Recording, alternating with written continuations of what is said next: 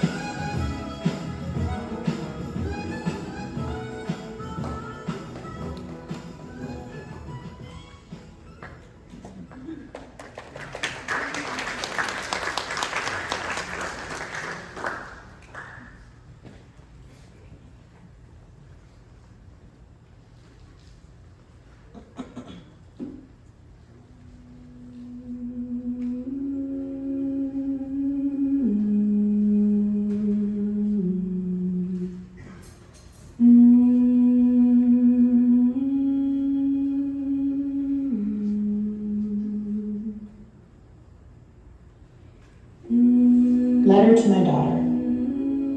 Welcome to this glorious, terrifying, and forever evolving world. You were born already a warrior, an activist, and your journey earthside was nothing less than a battle. But you fought so bravely, and when I finally held you in my arms, I knew you would be a force.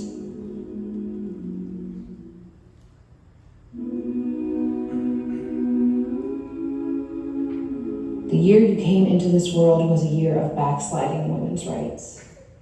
And yet you give me hope.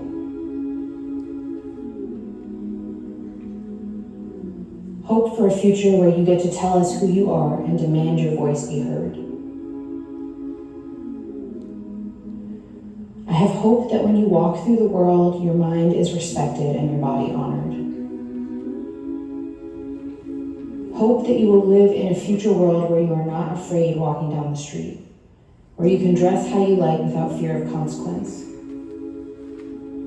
Hope that when you are ready, you will have birth control options that do not damage your body, alter your hormones, or affect your mental and physical health. Hope that if you have a male partner, they too will take on the burden of birth control and STI prevention. Hope that if you want to have children one day, your choices will be respected and your voice honored, both during your pregnancy and your birth experience. Hope that your postpartum time will be filled with love and healing and will be honored with paid parental leave and accessible health care. Hope that if you decide not to carry a pregnancy, your choice will be respected and you will be given all the support you need to make that choice. Hope that if you choose to terminate, your loss will not be filled with stigma and that you can speak about it openly and honor your body, your choice, with compassion and understanding. Hope that if you lose a pregnancy you have dreamed a future for, that you are supported and nurtured, that you never feel alone in any of your life journeys, be they chosen or circumstance.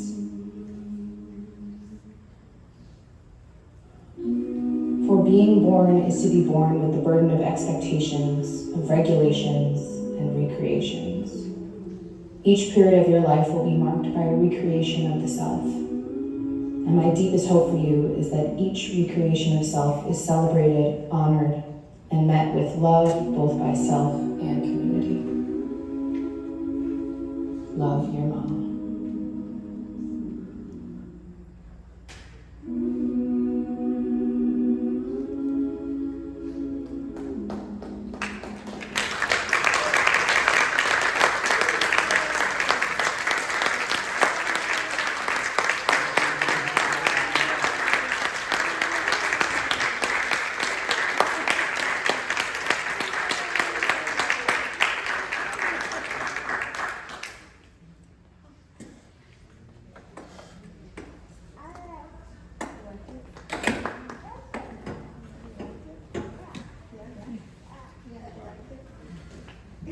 Thank you. Another round of applause for the At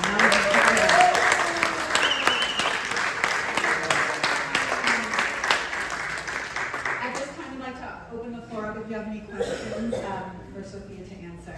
You just raise your hand, I'll come over with the mic. If anyone has any, no problem. Oh, over there. You over there. So Sophia and Nikki and Waverly. so how did you guys come into this idea for making this dance? Was it after the overturning of Roe, and sort of like what was your process in developing? So I was 8 weeks pregnant when Roe v. Wade was overturned, and that was the same. I was also 8 weeks pregnant years before that when I decided to have an abortion. So being 8 weeks pregnant with a child I was choosing to keep was very, very emotional for me, and I know no better way to process my emotions and my trauma than making art. So that is how the piece that Nikki did a beautiful job performing, that's how that piece came about. And from there it kind of snowballed because reproductive justice means so many things, and that's what we're really trying to show, that it can be hugely access to healthcare like abortion, but also access to healthcare when it comes to miscarriage, and also access to help when you choose to have children, that our system just doesn't have and isn't set up that way. And so it kind of just grew and grew and grew until it was a full production. And then I invited someone from Planned Parenthood to come see the first iteration, and they were like, we should do this again. And so it kind of just grew from there. How long is the entire performance? Because I know we got to see a piece. So how big is it? It's about an hour. Yeah. So it's the full performance. There's also a section about sex education that you see a lot of grown adults pretending to be teenagers. It's humorous. And there's also a section that's much darker and more intense that's about sexual trauma and access to care after trauma. So those are like the parts that we were hoping to get a snippet of the highlights that really felt like reproductive justice, but that's it's an overarching healthcare for people with uteruses show. It's not a great title, that's why. That's why we went with birds, bees, and IUDs. Yeah.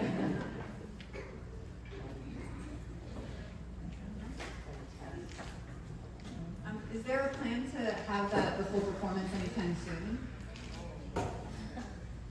No, there is not.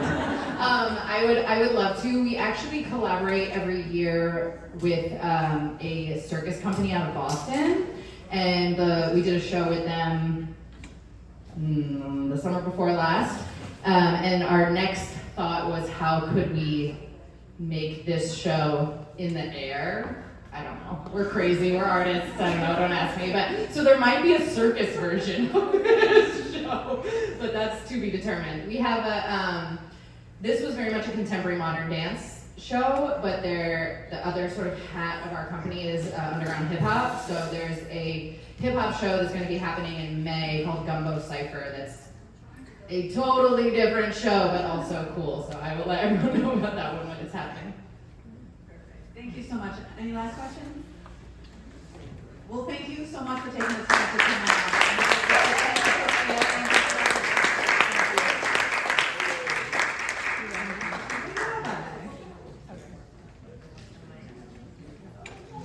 wanted to just end tonight by saying what I think we all know, which is that this kind of night is meant to empower us and fill us up and motivate us and inspire us, and is by no means an end in itself. And so we will continue our partnerships with NCJW, with Lift Louisiana, with other national organizations. We've just become a member of the Red Tent Fund, which is organized by Jewish women. It's a national abortion fund. So please, if you're a member of this congregation, or even if you're not, to stay attentive to this as we continue our advocacy and our Sea Party and our ARC building. I'd like to invite for our closing prayer, if you were a part of the planning committee for tonight, would you mind coming forward? We can each read a little part of it. People who've been on Zooms for the last 2 months. 1, 2, 3, 4, 5. And Gail, you've been on lots of Zooms too.